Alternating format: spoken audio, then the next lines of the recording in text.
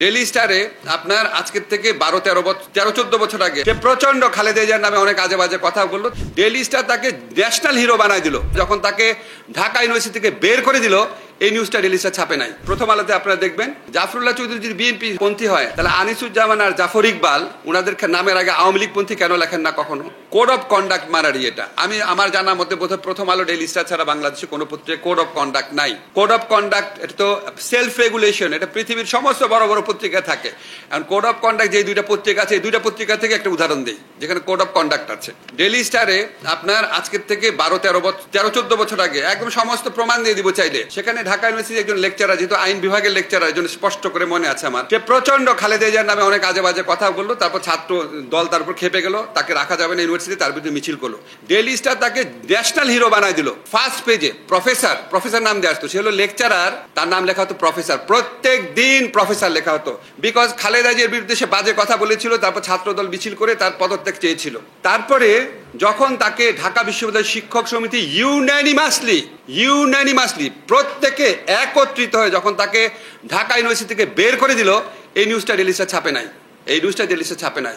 আমি খুবই সরি, আমি এটা বলতে হচ্ছে, সে এত উন্মত্ত মানসিকতা ছিল, সে বছর কয়েক আগে আত্মহত্যা করেছে। এইরকম একটা মানুষকে হিরো বানিয়েছে ডেইলি স্টার। কিন্তু তাকে যখন ঢাকা ইউনিভার্সিটি ক্লাব থেকে বের করে দেওয়া হচ্ছে, ঢাকা ইউনিভার্সিটি ক্লাবের ইতিহাসে প্রথম ইউনানিমাসলি বের করে দেওয়া হয়েছে, সেই নিউজটাই ডেইলি স্টার ছাপে নাই। জাতীয় বীর যে বানিয়ে ফেলেছিল, এটা হচ্ছে ডেইলি স্টার। একটা উদাহরণ দিলাম। আর হচ্ছে প্রথম আলো, যে পত্রিকা আমি নিজেই লিখি, প্রথম আলোতে আপনারা দেখবেন সুযোগ পেলেই কি আপনার জাফরুল্লাহ চৌধুরী হচ্ছে বিএনপি পন্থী। তা আমি সবসময় সৌরভে আছে বলতাম, ভাই জাফরুল্লাহ চৌধুরী যদি বিএনপি পন্থী লেখা আছে, একবার দুইবার হলো আমি নিজের চোখে পড়েছি। জাফরুল্লাহ চৌধুরী যদি বিএনপি পন্থী হয়, তাহলে আনিসুজ্জামান আর জাফর ইকবাল ওনাদের নামের আগে আওয়ামী লীগ পন্থী কেন লেখেন না কখনো লেখে নেই।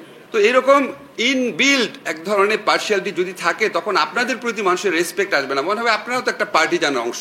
সাংবাদিকতা অন্য জিনিস, একটা দলকে সাপোর্ট করা অন্য জিনিস, কিন্তু আপনি যখন অ্যাডজেক্টিভ ইউজ করেন তখন আপনারা অনেক সাবধান হতে হবে। যেমন আপনি ডেইলি স্টারের জিনিসটা মাহফুজ ভাইকে বললেন না, আমি আপনাকে দিব, দেখেন এটা একটা ক্লাসিক স্টোরি হতে পারে। ওনারা, আমার কথা হচ্ছে, ওনারা ভুল দুইটা জিনিস ছাপালো কেন? এক হচ্ছে লেকচারারকে প্রফেসর বানায় ফার্স্ট পেজে নিউজ করলো, তাকে যখন বের করে দেওয়া হয়েছে পুরো নিউজটা গায়েব করে দিল কেন?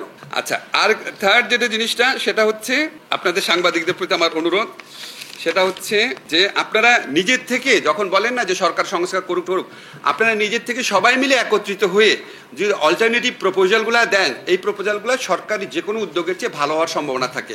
সেই উদ্যোগটা আশা করি গ্রহণ করবেন। আমি আমার কথা শেষ করছি, শুধু একটা কথা আপনাদের বলি, আমাদের এই ইন্টারিম গভর্নমেন্টে অনেক দুর্বলতা আছে, কিন্তু আমরা সত্যি সত্যি সত্যি সেবকের মতো, বাংলাদেশের সংবিধানে আছে সরকারে যারা থাকে তারা জনগণের সেবকের মতোই কাজ করার চেষ্টা করি। আমার কাছে বিশ্বাস করবেন, আমার কাছে বহুত অন্যায় তদবির আছে, যেই মুহূর্তে তদবিরগুলা মানি না, দেখা যায় যার তদবির, অন্যায় তদবির আমি রাখি নাই, কিছুদিন পর সে আমাকে ভারতের দালাল, তারপরে বলা শুরু করে দেয় 40-50 বছর আগে আমার সাথে কার কোন সম্পর্ক ছিল সেটা নিয়ে বিভিন্ন প্রোগ্রাম বানানো শুরু করে দেয়। যা ইচ্ছা বলে, ওই যে ঝিনুক নীরবে সহ সহ্য করে যায়, কিচ্ছু করি না, কিচ্ছু বলি না, মামলা তো দূরের কথা, কোনো উত্তরও দেই না যে ঠিক আছে, দায়িত্ব আছে, এখন থাক।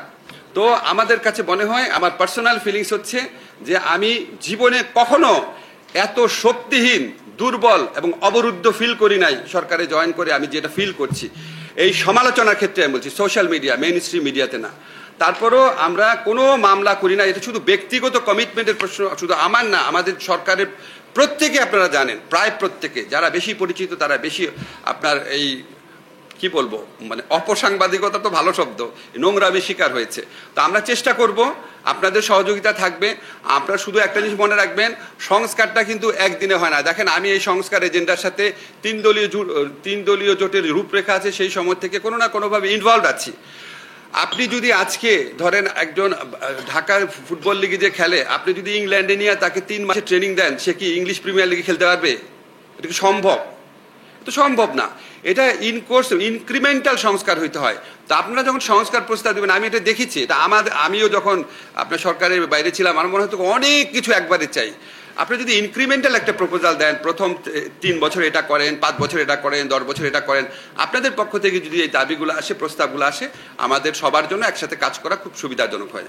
ধন্যবাদ সবাইকে। কোনো এক্সেস করে থাকলে ক্ষমা করবেন।